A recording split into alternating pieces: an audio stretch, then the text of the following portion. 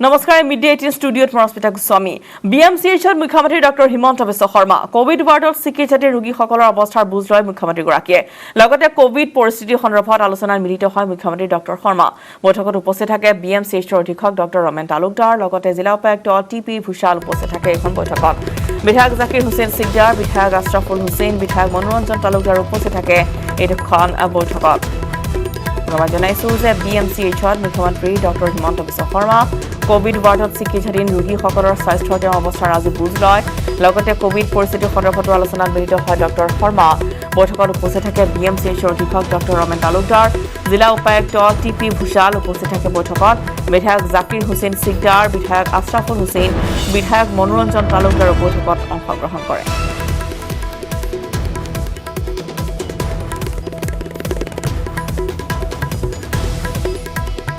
মই বৰপেটা জিলাৰ কোভিড পৰিৱেশটোৰ পৰ্যালোচনা কৰাৰ কাৰণে ইয়াত আহিছিলোঁ আমাৰ পজিটিভিটি বৰপেটাত কম আছে যদিও ইনফ্ৰাষ্ট্ৰাকচাৰৰ অভাৱৰ কাৰণে আমি দেখা পাইছোঁ যে অনাগত দিনত হয়তো কিছু পৰিৱেশটো অলপ তললৈকে যাব পাৰে সেই সংক্ৰান্তত বৰপেটা চিকিৎসা মহাবিদ্যালয়ত আমি কেনেকৈ আইচিইউৰ সংখ্যা বঢ়াব পাৰোঁ সেই বিষয়ে আজি মই আলোচনা কৰিছোঁ 15টা বেডৰ আইচিইউ এখন আমি 2 দিন বা 3 দিনৰ ভিতৰত আৰম্ভ কৰিম অক্সিজেন কনচেন্ট্ৰেটৰ প্ৰয়োজন আছে 50টা কনচেন্ট্ৰেটৰ আজি আমি পঠোৱাৰ ব্যৱস্থা কৰিম আৰু বৰপেটাত ৰেড টেষ্টৰ বিপৰীতে RT-PCR টেষ্ট একেবাৰে কম হৈ আছে অন্তত যিমান আমি ৰেড টেষ্ট কৰোঁ তাৰ 20% RT-PCR কৰিব লাগে বৰপেটাত কৰা হোৱা নাছিল মই তাৰ প্ৰতি লক্ষ্য ৰাখিবলৈ জইণ্ট ডিৰেক্টৰ আৰু ডিচিক কৈছোঁ অক্সিজেনৰো যাতে নিৰন্তৰ যোগান ইয়াত হৈ থাকিব পাৰে তাৰো ব্যৱস্থা কৰাৰ বাবে মই ইতিমধ্যে গুৱাহাটীতো কৈছোঁ বৰপেটাতো কৈছোঁ আৰু মই ভাবোঁ যে আমি নিশ্চয় কোভিডৰ পৰিৱেশটো আমি মোকাবিলা কৰিব পাৰিম নিজ স্বামীক হেৰুৱা অসহায় মহিলাক মুখ্যমন্ত্ৰী ডক্টৰ হিমন্ত বিশ্ব শৰ্মাৰ সান্তনা হ'ব দে মা মই চাই দিম দে স্বামীক হেৰুৱাই হস্পিটেলৰ বাহিৰত কান্দি থকা এগৰাকী অসহায় মহিলাক সাক্ষাৎ কৰি মুখ্যমন্ত্ৰীগৰাকীৰ এই সান্তনা আৰু ইতিমধ্যে তেওঁ উল্লেখ কৰিছে যে তেওঁ সকলো আচলতে মহিলাগৰাকীৰ যি সমস্যা হৈছে সেই সমস্যা সমাধানত তেওঁ সহায় কৰিব আমি দেখুৱাইছোঁ সেই দৃশ্য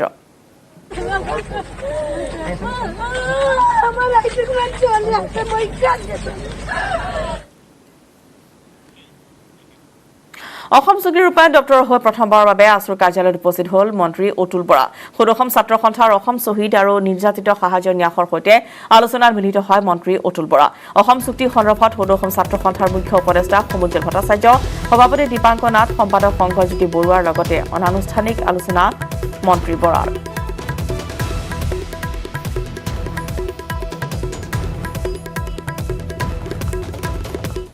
দায়িত্ব লোৱাৰ পিছত আমাৰ ৰাজনৈতিক সদিচ্ছা প্ৰকাশ কৰিবৰ বাবে আজি আমি ইয়ালৈ আহিছোঁ এটা সদ্ভাৱ লৈ আমাৰ চৰকাৰখনে আহি থকা দিনবিলাকত সৰ্বোচ্চ অগ্ৰাধিকাৰ দিয়া কামৰ ভিতৰত অসম চুক্তি ৰূপায়ণো এটা আৰু মাননীয় মুখ্যমন্ত্ৰী ডক্টৰ হিমন্ত বিশ্ব শৰ্মা এই ক্ষেত্ৰত অতি চিৰিয়াছ কথা হৈছে যে গভমেণ্টেও যিহেতু এই বিষয়টোৰ ওপৰত অগ্ৰাধিকাৰ দিছে আৰু অসমৰ এইটো জনসাধাৰণৰ কেইবাটাও দশকৰ আশা পূৰণ কৰাৰ আমি এটা সুযোগ লাভ কৰিছোঁ মই সদৌ অসম ছাত্ৰ সন্থাৰ নেতৃবৃন্দক কৈছোঁ যে আহি থকা দিনবিলাকত আমি অসম চুক্তি ৰূপায়ণৰ বাবে ছাত্ৰ সন্থাৰ লগত সহযোগিতাৰে আমি কাম কৰিম বহু শ্বহীদৰ পৰিয়ালে এক্সগ্ৰেছিয়াটো পোৱা নাই 55 কেছেছ তেনেকুৱা আছে সেইখিনি সোনকালে আমি কৰিবলৈ হ'লে সদৌ অসম ছাত্ৰ সন্থাৰ সহযোগিতা লাগিব 406 তাৰ ভিতৰত 327জনে পাইছে এতিয়াও 79 পাবলৈ বাকী আছে গতিকে সেইখিনি আইডেণ্টিফাই কৰাত সেইখিনি চিনাক্তকৰণ কৰাৰ ক্ষেত্ৰত সদৌ অসম ছাত্ৰ সন্থা আৰু শ্বহীদ নিৰ্যাতিত সাহায্য ন্যাসৰ আমি সহযোগিতা বিচাৰিছোঁ চৰকাৰৰ সৰ্বোচ্চ অগ্ৰাধিকাৰ দিয়াৰ ভিতৰত আছে অসম চুক্তি ৰূপায়ণ অসম চুক্তি ৰূপায়ণৰ বাবে আগন্তুক দিনত আমি ছাত্ৰ সন্থাৰ লগত মিলি কাম কৰিম বহু শ্বহীদ নিৰ্যাতিত পৰিয়ালৰ এককালীন সাহায্য পোৱা নাই সেইখিনি দিবলৈ আমি চেষ্টা কৰিম অসম চুক্তিৰ 6 নং দফাৰ সন্দৰ্ভত আছুৰ লগত আলোচনা কৰা হ'ব শ্বহীদ ন্যাসৰ এই মন্তব্য অসম চুক্তি ৰূপায়ণ ডক্টৰ মন্ত্ৰী অতুল বৰাৰ।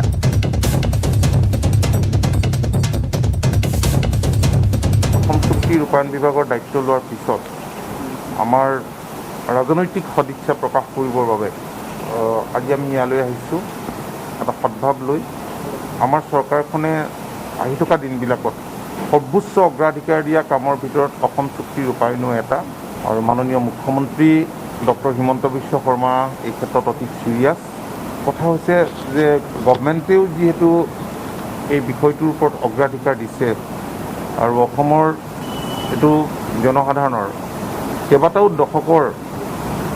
আশা পূৰণ কৰাৰ আমি এটা সুযোগ লাভ কৰিছোঁ। মই সদৌ অসম ছাত্ৰ সন্থাৰ নেতৃবৃন্দক কৈছোঁ যে আহি থকা দিনবিলাকত আমি অসম চুক্তি ৰূপায়ণৰ বাবে ছাত্ৰ সন্থাৰ লগত সহযোগিতাৰে আমি কাম কৰিম। বহু শ্বহীদৰ পৰিয়ালে এক জুগেচিয়াটো পোৱা নাই, 55 কেছেছ তেনেকুৱা আছে। সেইখিনি সোনকালে আমি কৰিবলৈ হ'লে সদৌ অসম ছাত্ৰ সন্থাৰ সহযোগিতা লাগিব। 406, তাৰ ভিতৰত 327জনে পাইছে, এতিয়াও 79 পাবলৈ বাকী আছে। গতিকে সেইখিনি আইডেণ্টিফাই কৰাত, সেইখিনি চিনাক্তকৰণ কৰাৰ ক্ষেত্ৰত সদৌ অসম ছাত্ৰ সন্থা আৰু শ্বহীদ নিৰ্যাতিত সাহায্য ন্যাসৰ আমি সহযোগিতা বিচাৰিছোঁ। সন্মানীয় অতুল বৰা ডাঙৰীয়া সদৌ অসম ছাত্ৰ সন্থাৰ সাধাৰণ সম্পাদক আৰু সভাপতি আছিল, আৰু এই শ্বহীদ ভৱনৰ পৰাই অসম চুক্তি ৰূপায়ণৰ বাবে কেন্দ্ৰীয় চৰকাৰ, অসম চৰকাৰক বিভিন্ন সময়ত স্মাৰক পত্ৰ প্ৰদান কৰিছিল। আৰু আজি তেখেতে অসম চুক্তি ৰূপায়ণ বিভাগৰ মন্ত্ৰীৰ দায়িত্ব লৈছে, আৰু তেখেতে এতিয়া স্মাৰক পত্ৰ ল'ব পৰা হ'ল। অৰ্থাৎ ইমান দিনে যিবোৰ দাবী উত্থাপন কৰি আছিল, সেই দাবীবোৰ এতিয়া সমাধানৰ কাৰণে নেতৃত্ব ল'ব পৰা হ'ল, সমাধান কৰিব পৰা হ'ল। আৰু এই দায়িত্ব লৈয়েই শ্বহীদ ভৱনলৈ আহি তেখেতৰ যিটো ইতিবাচক চিন্তা, যিটো সদ্ভাৱনা প্ৰকাশ কৰিলে, তাৰ বাবে অসম চুক্তি ৰূপায়ণ বিভাগৰ সন্মানীয় মন্ত্ৰী অতুল বৰা ডাঙৰীয়াক আমি আন্তৰিক ধন্যবাদ জনাইছোঁ। 85 চনৰ পৰা আজিলৈকে অসম চুক্তি সম্পাদন হোৱাৰ পিছত প্ৰথম অসম চুক্তি বিভাগৰ মন্ত্ৰী সন্মানীয় অতুল বৰা ডাঙৰীয়াই শ্বহীদ ভৱনলৈ আহি নিজৰ সদ্ভাৱনা প্ৰকাশ কৰিছিল। আমি এই গোটেই বিষয়টোক এটা ইতিবাচক দৃষ্টিভংগী আমি গ্ৰহণ কৰিছোঁ, কাৰণ আমি ছাত্ৰ সন্থাই আমি যুঁজি আছোঁ, সংগ্ৰামেই কৰি আহিছোঁ। ছাত্ৰ সন্থা মানে এটা সংগ্ৰামী সত্তা, আৰু অসম চুক্তি ৰূপায়ণৰ বাবে আমি আন্দোলন কৰি আছোঁ। এই আন্দোলনৰ উত্তৰ কি? ফলাফল লাগে। আৰু অসম চুক্তিতে অসমৰ খিলঞ্জীয়া মানুহৰ সুৰক্ষিত ভৱিষ্যতৰ সকলো কথা ইয়াত উল্লেখ আছে। অসমৰ মাটিত বিভিন্ন জাতি, জনজাতি, জনগোষ্ঠী, ধৰ্মাৱলম্বী লোকেৰে গঠিত খিলঞ্জীয়া মানুহৰ সুৰক্ষিত ভৱিষ্যতৰ কথা অসম চুক্তিত উল্লেখ আছে। আৰু আমি বিচাৰি আছোঁ যে অসমৰ মাটিত অসমৰ খিলঞ্জীয়া মানুহৰ প্ৰভুত্ব থাকিব লাগে, নিৰন্তৰ থাকিব লাগে, সৰ্বকালৰ কাৰণে খিলঞ্জীয়া মানুহৰ নিৰ্ণায়ক অধিকাৰ থাকিব লাগে। সেই সকলো কথা অসম চুক্তিখন ৰূপায়ণ কৰিলে আমি ফলাফল পাম। আৰু আনহাতে দীপাংকৰ নাথে উল্লেখ কৰে যে আজি অনানুষ্ঠানিক বৈঠক আৰম্ভ হৈছে, পিছত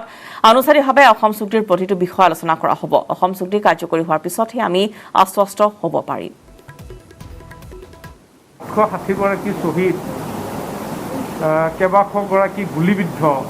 ধৰ্ষিতা, এনেধৰণৰ নিৰ্যাতিত ব্যক্তি কেইবা হাজাৰগৰাকীৰ বিনিময়ত হোৱা চুক্তিখন ৰূপায়ণৰ দিশত এই চৰকাৰখনে যাতে পদক্ষেপ গ্ৰহণ কৰে। আৰু তেখেতে যিটো জেচ্ছাৰ দেখুৱালে, তেখেতে দায়িত্ব গ্ৰহণ কৰা অতি কম সময়ৰ ভিতৰত ছাত্ৰ সন্থাৰ নেতৃবৰ্গ আৰু ন্যাস কমিটি, শ্বহীদ ন্যাস ভৱনৰ সমিতিৰ বিষয়ববীয়াসকলক লগত অনানুষ্ঠানিকভাৱে এই কথাখিনি আলোচনা কৰিছে। আন কেইবাটাও পদক্ষেপ গ্ৰহণ কৰা হৈছিল বিগত কাৰ্যকালত। তাৰে ভিতৰত শ্বহীদ পৰিয়ালক 5 লাখকৈ টকা দিয়া, গুলীবিদ্ধসকলক 2 লাখকৈ টকা দিছিল। আমি যদিও 2.5 লাখকৈ টকা দিয়া কথাটো কৈছিলোঁ। আৰু বাকী যিখিনি ধৰ্ষিতা নাৰী আৰু নিৰ্যাতিত আন ঘৰ জ্বলোৱা, যিটো 6টা পৰ্যায়ত যিহেতু সহায় কৰাৰ কথা আছিল, সেইখিনিও সোনকালে আগবঢ়াব বুলি আমি আশা কৰিছোঁ। গতিকে এই সকলো কথা যোগাত্মকভাৱে আগবঢ়াই লৈ যাব বুলি আমি আশা কৰিছোঁ।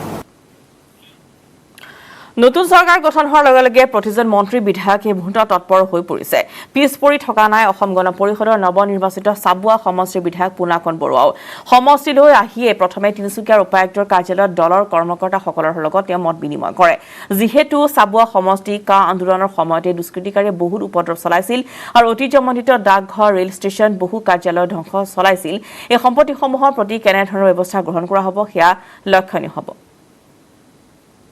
নতুনকৈ প্ৰাৰ্থিত্ব পোৱা পুনাকন বৰুৱা এজিপিৰ তেখেতে এই মুহূৰ্তত জয়লাভ কৰিছে আৰু এই মুহূৰ্তত তেখেতে আমাৰ লগত আছে তেখেতৰ পৰা জানিব বিচাৰিম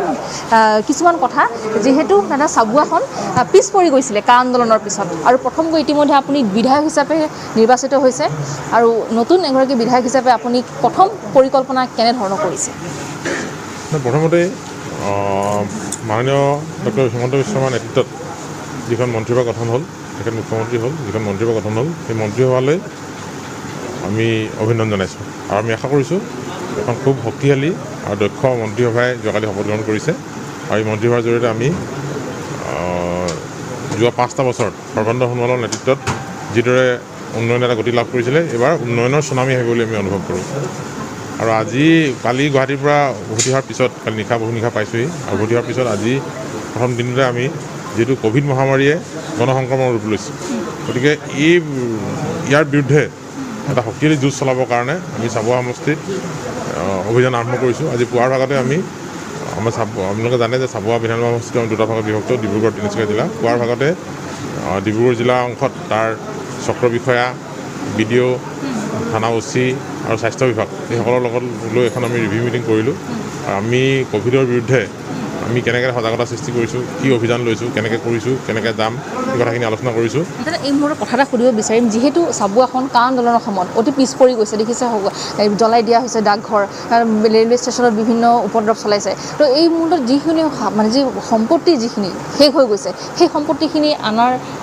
জৰিয়তে আপুনি কি ভাবিছে কেনেধৰণৰ পৰিকল্পনা হয় চাবুৱা ডাকঘৰ এটা অতি পুৰণি ডাকঘৰ ব্ৰিটিছ দিনৰ এটা ডাকঘৰ আছিল সেইটো জ্বলাই ভস্মীভূত কৰি পেলোৱা ভাঙি পেলোৱা হ'ল সেই ডাকঘৰটো পুনৰ সক্ষম কৰি তুলিবৰ কাৰণে ইতিমধ্যে যাৱতীয় কথা বতৰা আমি আৰম্ভ কৰিছোঁ আৰু আমি ভাবোঁ যে খুব সোনকালে ডাকঘৰটো আৰম্ভ হ'ব ৰেল ষ্টেচনটো সেই ধৰণৰ হৈছিলে ৰেল ষ্টেচনটো আৰম্ভ হৈছে আৰু চাবুৱা চাৰ্কুল অফিচ যিটো পুৰণি চাৰ্কুল অফিচ সেই চাৰ্কুল অফিচটো ধ্বংস কৰি পেলোৱা হৈছিল এতিয়া বেলেগ ঠাইত চাৰ্কুল অফিচ চলি আছে এই বিষয়ে আমি কথা বতৰা পাতিছোঁ ভাবোঁ যে খুব সোনকালে ইয়াৰ সমাধানটো ওলাব ধন্যবাদ হয় এয়া আছিলে চাবুৱা সমষ্টিৰ নিৰ্বাচিত বিধায়ক পুনাকন বৰুৱা ডাঙৰীয়া আৰু তেখেত যিহেতু এইবাৰ নতুনকৈ বিধায়ক হৈ ৰূপে নিজৰ সকলোত যিটো তেওঁ আগবাঢ়ি আহিছে আৰু এইবাৰ তেওঁ কৈছে যে সকলো যি চাবুৱাবাসী ৰাইজৰ যি সমস্যা আছে এই সমস্যাৰ অতি সোনকালে সমাধান কৰিব জৰিকাই সাংবাদিকসকলক কেনেদৰে সহায় কৰিব পাৰি তাৰ বিষয়ক লৈ কৰা হয় আলোচনা সাংবাদিকৰ 5টা সংগঠনৰ প্ৰতিনিধিৰ সৈতে আলোচনাত মিলিত হয় সাংবাদিকৰ পেঞ্চন 10,000 টকালৈ বৃদ্ধি কৰাৰ সিদ্ধান্ত গ্ৰহণ কৰা হৈছে আকস্মিক মৃত্যু হোৱা সাংবাদিকক একালীন সাহায্যৰ সিদ্ধান্ত লোৱা হৈছে পৰিয়ালক 1 পৰা 3 লাখ টকাৰ একালীন সাহায্য প্ৰদান কৰা হ'ব 60 বছৰ তলৰ সাংবাদিকৰ বাবে এই সিদ্ধান্ত গ্ৰহণ কৰা হৈছে এখন বৈঠকত 5টা অৰ্গেনাইজেশ্যন আছে সাংবাদিকসকলৰ 5টা অৰ্গেনাইজেশ্যনক জনসংযোগ বিভাগে ৰিকগনাইজ কৰি থৈছে তেখেতলোকৰ প্ৰতিনিধিসকলৰ লগত বহিলোঁ যিসকল সাংবাদিকে পেঞ্চন পায় তেওঁলোকক আমি 8,000 টকা পেঞ্চন দিছিলোঁ আগতে এতিয়া আমি 10,000 টকা পেঞ্চন দিবলৈকে সিদ্ধান্ত লৈছোঁ মানে 2,000 টকা আমি বঢ়াবলৈকে সিদ্ধান্ত লৈছোঁ এই বিষয়ে অতি সোনকালে আমি নটিফাই কৰিম আজি সিদ্ধান্ত লৈছোঁ যিসকল সাংবাদিক আনটাইমলি ঢুকায় চ' 60 বছৰটো ৰিটায়াৰমেণ্ট হয় কিন্তু 60 বছৰ আগত যদি ঢুকায় আমি আগতে কিছু নীতি নিয়ম আছিল যদিও ইমপ্লিমেণ্ট হোৱা নাই স্কিমটো আগতে আছিলে ইমপ্লিমেণ্ট হোৱা নাই এতিয়ালৈকে তেখেতলোকৰ পৰিয়ালক যিসকলৰ আনটাইমলি ডেথ হয় তেখেতলোকৰ পৰিয়ালক আমি 1 লাখ টকাৰ পৰা 3 লাখ টকালৈকে আৰ্থিক সাহায্য দিয়াৰ ব্যৱস্থা কৰিম দৈনিক যে যিবিলাক পোৰ্টেল চেনেল বাঢ়িছে সেইবিলাক ক্ষেত্ৰত কিবা ব্যৱস্থা সিদ্ধান্ত লোৱা হ'ব এই বিষয়ে চিন্তা চৰ্চা চলি আছে কিন্তু আজিয়ে সিদ্ধান্ত লোৱা এতিয়ালৈকে হোৱা নাই কিন্তু অতি সোনকালেতো সিদ্ধান্ত লোৱা হ'ব এনেকৈ চলিবলৈতো দিলে অসুবিধা হ'ব এনেকৈ যদি ঘৰত বহি সাংবাদিকতাৰ নীতি নিয়ম একো নমনাকৈ কোনোবাই কৰি আছে মই কৰি আছোঁ বুলি কোৱা নাই যদি কৰি আছে তাৰ বিষয়ে কিন্তু চিন্তা চৰ্চা কৰিবলগীয়া হৈছে শিৱসাগৰ কাৰাগাৰত নতুনকৈ 23 গৰাকীৰ দেহত ধৰা পৰিছে কোভিড। শিৱসাগৰ জিলা কাৰাগাৰত অব্যাহত আছে কোভিড-19ৰ সংক্ৰমণ। কাৰাগাৰত কোভিড আক্ৰান্ত কয়দীৰ সংখ্যা 74 জনলৈ বৃদ্ধি পাইছে। মঙলবাৰে 51 জনৰ দেহত ধৰা পৰিছিল কৰোনা ভাইৰাছ। বুধবাৰে পুনৰ 58 জনৰ কোভিড পৰীক্ষা কৰা 23 গৰাকী কয়দীৰ শৰীৰত ধৰা পৰিছে কোভিড-19। আনহাতে আজিও কাৰাগাৰত অব্যাহত ৰাখিছে কোভিডৰ পৰীক্ষা। কাৰাগাৰত প্ৰায় 514 গৰাকী কয়দী তথা হাজুতি আছে। ইয়াৰ ভিতৰতে বৰ্তমানলৈ 231 গৰাকীৰ কোভিড পৰীক্ষা সম্পূৰ্ণ কৰা হৈছে। আগবঢ়াইছো প্ৰদীপ গগৈৰ এক প্ৰতিবেদন। শিৱসাগৰ জিলা কাৰাগাৰত অব্যাহত আছে কৰোনা ভাইৰাছৰ সংক্ৰমণ। মই বৰ্তমান শিৱসাগৰ জিলা কাৰাগাৰৰ সন্মুখতে আছোঁ আৰু এই কাৰাগাৰৰ ভিতৰত আছে প্ৰায় 514 গৰাকী কয়দী তথা হাজতি আৰু ইয়াৰে 76 গৰাকীৰ দেহত ধৰা পৰিছে কৰোনা ভাইৰাছ আৰু যি 283 গৰাকী টেষ্ট কৰাবলৈ আছে তাতো নিশ্চয় ইয়াত কোভিড-19 ধৰা পৰাৰ পজিটিভ পোৱাৰ সম্ভাৱনা আশংকা কৰা হৈছে আৰু ইয়াত বৰ্তমান স্বাস্থ্য বিভাগে তাৰ কাৰাগাৰৰ ভিতৰত চেনিটাইজেশ্যন প্ৰক্ৰিয়া অব্যাহত ৰাখিছে আৰু কোভিড সমান্তৰালভাৱে অব্যাহত ৰাখিছে কোভিড টেষ্ট আৰু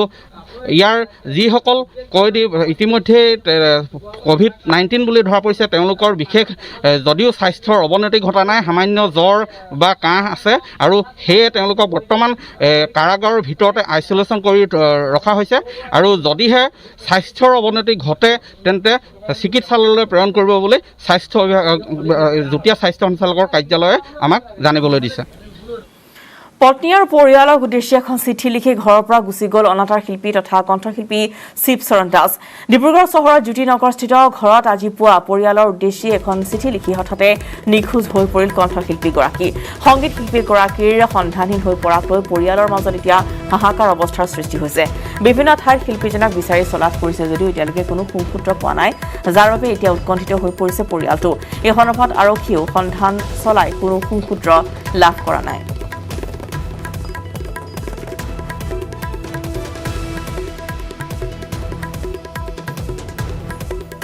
এতিয়া মই উঠি বিচনা পত্ৰ চাফা কৰিলে সেইটো ৰুমৰ পৰা এইটো আহিলোঁ। পটককৈ মোৰ চকু পৰিলে যে ইয়াত কি কাগজ লিখি গ'ল। মোৰ নামটো চাইছোঁ ওপৰত কল্যাণী দাস। তো খুলি চালোঁ যে এনেকৈ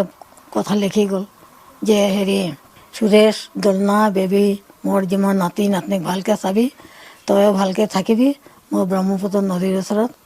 গংগা চৰণলৈ গুচি গৈছোঁ। তেনেকৈ লেখা পালোঁ। মই 7টা বজাতে পালোঁ। তেতিয়া তেখেতে ঘৰত নাই, তেখেতে ঘৰত নাই, আগতে গুচি গ'লগৈ। নাই একো কাৰ্য নাই। তেওঁৰ ৱাইফৰ কথা লিখিছে যে ভালকৈ থাকিবি, তেওঁৰ ছোৱালীকেইজন ল'ৰাৰ কথা লিখিছে চবকে ভালকৈ থবি, চবেই যেন ভালকৈ থাকে। মই সেইটো আশীৰ্বাদ কৰোঁ, আশীৰ্বাদ দিছোঁ তহঁতি ভালকৈ থাকিবি। মোৰ যদি কিবা ভুল হৈছে ক্ষমা কৰিবি। মই ব্ৰহ্মপুত্ৰত গংগাত মই নিজকে বিসৰ্জন দিব গৈছোঁ বুলি লিখিছোঁ।